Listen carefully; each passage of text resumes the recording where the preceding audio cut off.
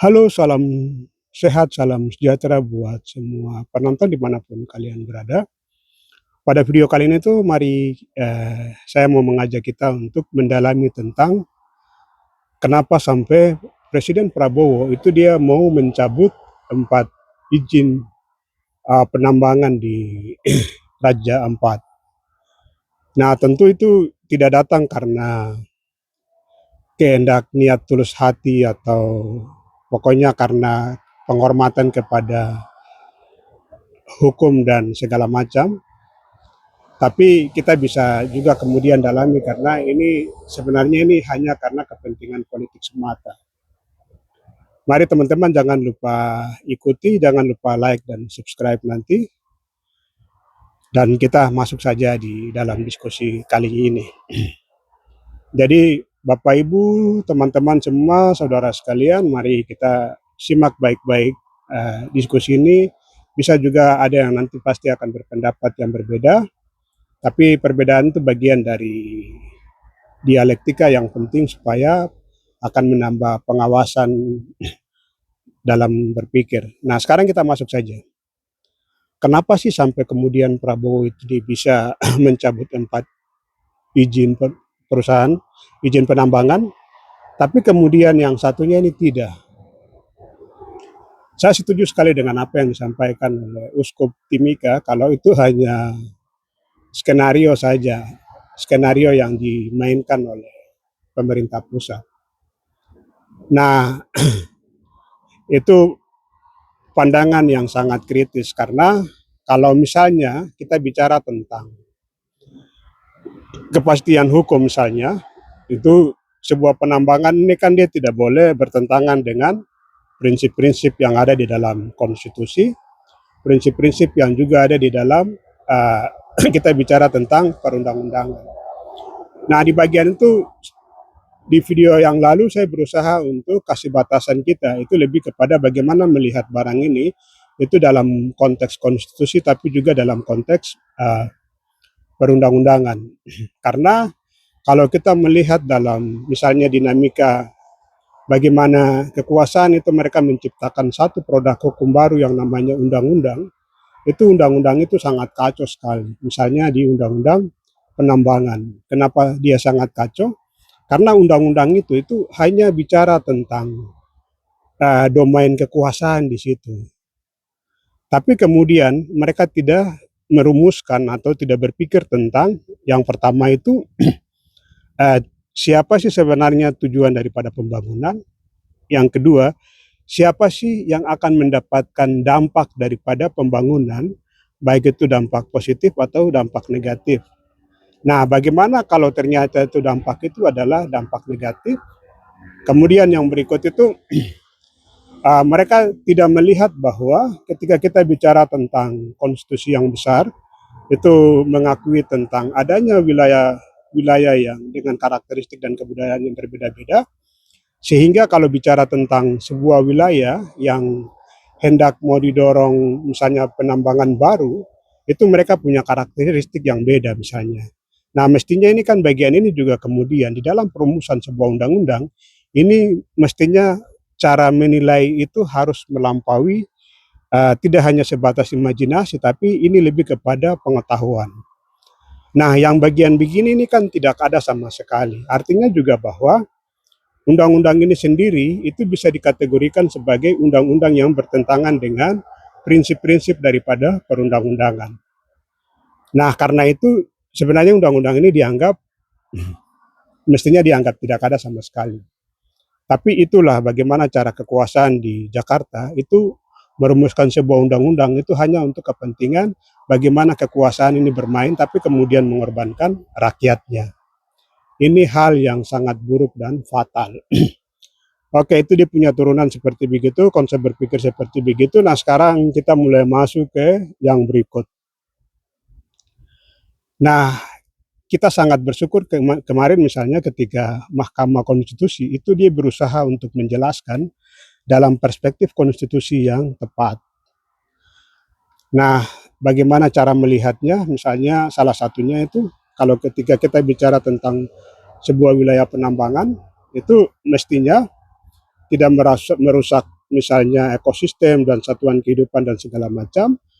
Dan sebuah wilayah itu dia harus bisa mendapatkan manfaat yang sama, itu baik dari generasi sekarang tapi juga akan berdampak kepada generasi-generasi berikut dengan tidak mengurangi satu bagian lain.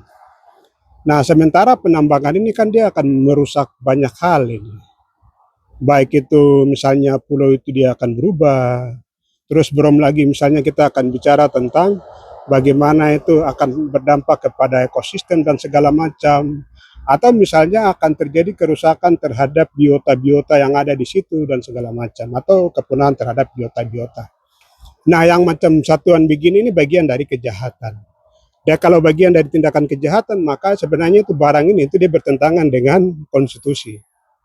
Kalau orang taat kepada konstitusi. Tapi pertanyaannya kan kenapa sih kemudian negara paksa untuk tetap harus dipaksakan untuk didorong. Nah, misalnya kita tidak bicara tentang ya syarat-syarat izin usaha yang harus memenuhi syarat AMDAL dan segala macam. Ini kan nanti turunannya masuk ke dalam hal-hal yang bersifat teknis, tapi bahwa di cara konsep berpikir secara keseluruhan itu seperti begitu, dan MK berusaha untuk mengantar kita itu berpikir dalam alam pikir konstitusional yang utuh. Nah, menariknya di situ. Nah, sekarang kita lihat dari kebijakan yang kemudian baru-baru ini dikeluarkan oleh Presiden Prabowo. Presiden mencabut 4, tapi yang satunya dia tinggalkan. Itu artinya kan sebenarnya dia masih memelihara kerusakan. Karena sebenarnya dalam prosesnya itu dia bertentangan dengan undang-undang di atasnya dan segala macam, yang mestinya itu ketika ada pergeseran perubahan seperti begitu, itu mereka ini harus bisa saja didorong dalam tindakan pemidanaan misalnya, atau karena itu ya bagian dari kerusakan lingkungan dan proses hukum lain misalnya, itu bisa dipersoalkan. Tapi yang paling penting itu kan mestinya itu harus dicabut, tapi hanya 4 saja yang dicabut. Nah, ternyata teman-teman, kalau kita lihat kenapa Prabowo itu dia mencabut 4 itu sebenarnya bukan alasan karena hukum, bukan alasan karena kemanusiaan, tapi semata-mata itu karena politik. Kenapa? Karena politik. Misalnya dengan kerusakan eh, 4, dengan kerusakan pulau-pulau kecil seperti begini yang sebenarnya sangat ketat, itu apalagi misalnya itu sudah masuk di dalam perlindungan UNESCO karena itu dianggap sebagai wisata dunia, apalagi dia kan masuk dalam istilahnya itu kan geopark itu. Nah, tapi kemudian negara sudah tahu itu, tapi dia tetap paksa untuk jalan. Dari segi pemahaman konstitusionalnya juga itu bermasalah, tapi negara paksa untuk jalan. Itu artinya itu kan ada niat jahat di situ. Ada tindakan untuk merusak barang itu. Tapi kenapa kemudian sekarang Prabowo dia menyatakan diri cabut 4 itu? Karena kampanye ini itu berdampak kepada kampanye internasional, dan bahkan saat ini itu dukungan dunia itu semakin kencang terhadap soal pentingnya penyelamatan pulau-pulau yang ada di Raja Ampat. Nah, karena ini kan keindahan dunia ini. Terus kemudian orang akan penasaran, ini ada apa sih, kenapa sampai dengan masalah ini saja, yang indah saja itu negara yang namanya Indonesia ini mau kasih rusak. Itu kan pasti orang akan lihat, oh ini berarti ada kejahatan. Kenapa ada kejahatan? Oh berarti ada kolonialisme. Kenapa kolonialisme? Oh karena ada motif, itu soal bagaimana pengurasan sumber daya alam di tanah Papua dengan menghancurkan semua keindahan dan membantai masyarakat pribumi misalnya. Nah, ini kan dalam pandangan politik seperti begitu, kemudian karena Prabowo itu takut dan negara ini goyang, apalagi semakin kencang kampanye ini dan dukungan internasional semakin kencang, banyak masyarakat internasional kemudian tuh mulai memposting barang ini ulang-ulang dan segala macam, yang kemudian membuat orang-orang yang tidak tahu Papua dan situasi juga kemudian mulai semakin tahu. Dan ini menurut perspektif Jakarta, oh ini bisa berdampak kepada ancaman gerakan politik atau gerakan dukungan internasional misalnya. Hanya karena alasan itu kemudian Prabowo cabut barang itu. Kalau alasan lain itu tidak terlihat, karena yang berikut misalnya kita bisa bandingkan juga dengan di selatan misalnya, ini kan kerusakan, perampasan dan kejahatan atas perampasan tanah adat itu besar-besaran dilakukan oleh negara. Tapi Prabowo santai-santai saja menikmati dinamika itu, karena dia tidak pernah itu berpikir tentang oh itu wilayah tanah adat yang harus dilindungi misalnya. Masyarakat pribumi itu punya tanah adat. Nah mestinya ini kan ketika kita bicara tentang tujuan pembangunan itu adalah rakyat, itu rakyat sendiri itu harus diartikan bahwa oh ada rakyat dari wilayah setempat, rakyat dari wilayah setempat, dan wilayah-wilayah itu masyarakatnya itu harus dilindungi dan itu perintah konstitusi misalnya. Tapi ternyata itu tidak dilaksanakan. Ada upaya kejahatan, tindakan kejahatan, perampasan tanah adat dengan maksud untuk menghancurkan tatanan kebudayaan masyarakat setempat, kemudian dengan maksud supaya masyarakat itu juga tidak punya sumber kehidupan, dengan maksud supaya misalnya masyarakat ini juga jauh dari misalnya faktor gizi dan segala macam, apalagi misalnya boleh dilihat bahwa itu akan berdampak kepada orang Papua yang dulu badannya kasta-kasta, fisiknya kuat-kuat, itu kayak didesain dalam rekayasa sosial supaya orang Papua itu jadi lemah, tidak punya gizi dan segala macam, yang kemudian itu membuat fisik mereka itu juga tidak punya ketahanan ketahanan dalam posisi untuk bagaimana supaya ketahanan fisik mereka itu semakin kokoh. Jadi ada upaya untuk bagaimana menghancurkan kehidupan Papua yang berdampak kepada lemahnya fisik dan banyak faktor lain yang kemudian itu bisa mempengaruhi kehidupan bangsa Papua. Nah ini kan bagian dari niat, karena kalau Prabowo sendiri itu niatnya baik misalnya, itu pasti dia akan menghentikan semua tindakan upaya-upaya perampasan tanah, dan semua pelaku-pelakunya ini pasti dia akan desak untuk harus diseret ke pengadilan pengadilan hak asasi manusia, karena ini bagian dari kejahatan hak asasi manusia. Sayangnya lagi misalnya lembaga, baik itu lembaga independen yang bagian hak asasi manusia ataupun lembaga hak asasi manusia di bawah pemerintahan misalnya, mereka tidak pernah bersuara bahwa ini bagian dari kejahatan terhadap hak asasi manusia misalnya. Nah ini juga masalah yang sangat serius. Jadi teman-teman, kalau ada yang mengkampanyekan bahwa kita berhasil dengan menghentikan izin dicabut, sebenarnya tidak berhasil. Yang mesti harus kita tahu, itu catatan Uskup itu penting. Kita semua ini dikelabui hanya karena ada dukungan internasional. Sementara di wilayah-wilayah lain di Papua itu ada tensi kekerasan yang sangat tinggi, tindakan perampasan tanah masyarakat adat, dan kemudian upaya-upaya untuk membongkar misalnya, teman-teman bisa lihat ada blok Wabu yang kemarin Menteri datang, itu ternyata hanya sebagai upaya-upaya untuk bagaimana menguras sumber-sumber daya alam di tempat-tempat lain yang jauh dari pantauan dunia, itu kemudian itu sedang digenjot oleh negara.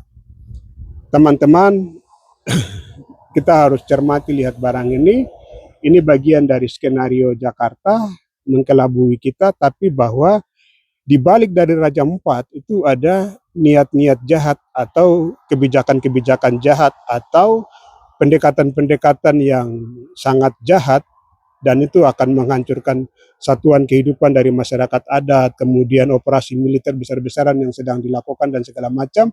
Semua itu hanya dalam rangka supaya bagaimana orang Papua itu takut untuk bersuara, tapi kemudian mengalami jumlah orang Papua yang lambat laun itu semua akan mengalami kepunahan. Tapi yang berikut itu, di balik itu juga ada upaya untuk yang namanya itu pendudukan besar-besaran, kemudian perampasan semua sumber kehidupan yang akan didesain oleh, yang sudah didesain oleh negara dan sekarang sedang dilakukan, dan semua itu hanya dalam rangka bagaimana memperlemah orang Papua, bangsa Papua, supaya kemudian semua sumber daya alam ini bisa dikerok, bisa dibawa keluar dari Papua, hanya untuk kepentingan negara yang namanya Indonesia, tapi juga kepentingan kaum oligarki. Mari teman-teman tetap lawan, kita belum menang, perjuangan itu masih panjang, tetap terus bersuara. Save Papua itu menjadi kata yang paling penting. Karena kalau tidak, kita hanya tinggal hitung waktu bagaimana orang Papua itu kemudian bisa dipunahkan oleh kejahatan negara. Karena Prabowo sesungguhnya tidak punya niat yang baik. Dia janji tentang akan mendorong dialog atau ini saja, ternyata yang dia kedepankan operasi militer. Atau misalnya prinsip konstitusi itu menghormati bahwa setiap bangsa itu punya hak untuk kemerdekaan, tapi itu pun tidak dilaksanakan. Atau misalnya catatan dari MK, itu saja yang sebenarnya itu bersifat konstitusional misalnya, itu pun diabaikan. Hanya karena bagaimana orang-orang di kekuasaan itu berpikir tentang menguras sebanyak-banyaknya kekayaan Papua hanya untuk kepentingan pribadi mereka, tapi sambil di hal yang sama itu mereka berpikir tentang bagaimana memarginalkan orang Papua, bagaimana kemudian itu mengenosidakan Papua, bagaimana kemudian itu menghancurkan ekologi di Papua. Mari terus lawan, Tuhan kiranya berkati. Salam sehat semua.